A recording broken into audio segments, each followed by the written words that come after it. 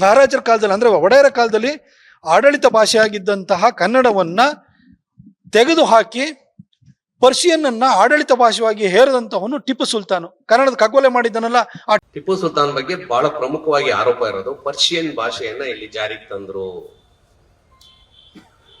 ಟಿಪ್ಪು ಸುಲ್ತಾನ್ ಹುಟ್ಟಿದ್ದೆ ಯಾವಾಗ? 1750 ನವೆಂಬರ್ 10, 1750. 1750ರಲ್ಲಿ ಟಿಪ್ಪು ಸುಲ್ತಾನ್ ಹುಟ್ಟೋದು. ಇಲ್ಲಿ ಪರ್ಷಿಯನ್ ಆಳ್ವಿಕೆ ಯಾವಾಗಿತ್ತು?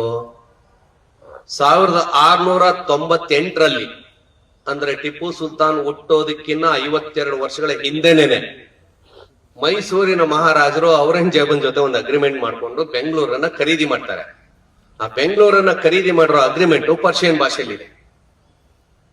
ಅಂದ್ರೆ ಇಲ್ಲಿ ಪರ್ಷಿಯನ್ ಭಾಷೆ ಆಡಳಿತದಲ್ಲಿ ಇತ್ತು. ಯಾವಾಗ?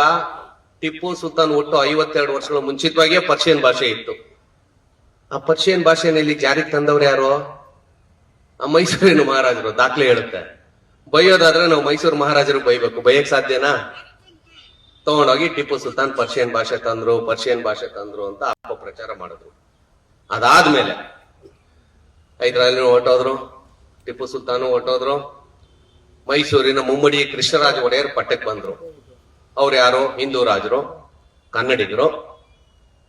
ಅವ್ರು ಪಟ್ಟಕ್ಕೆ ಬರ್ಬೇಕಾದ್ರೆ ಆ ಪಟ್ಟಾಭಿಷೇಕದ ಕಾರ್ಡು, ಮದುವೆ ಲಗ್ನ ಪತ್ರಿಕೆ ಅಥವಾ ಕಾರ್ಯಕ್ರಮಕ್ಕೆ ಇನ್ವಿಟೇಷನ್ ಮಾಡ್ತೇವಲ್ಲ, ಯಾವ ಭಾಷೆಯಲ್ಲಿ ಇರ್ಬೇಕಿತ್ತು?